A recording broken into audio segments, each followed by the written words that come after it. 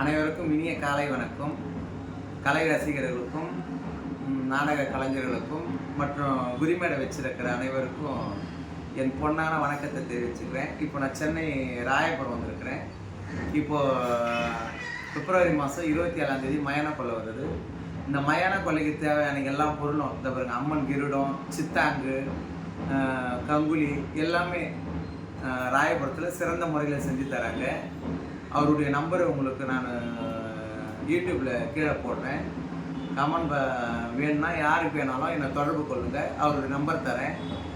சிறப்பாக செய்து தராங்க. மனசுக்கு ரொம்ப நிறைவாக இருக்குது, தரமாகவும் இருக்குது, சிறப்பாகவும் இருக்குது. யார் வேணாலும் ராயபுரத்துக்கு வந்தால் கண்டிப்பாக நமக்கு நல்ல பொருள் கிடைக்கும்.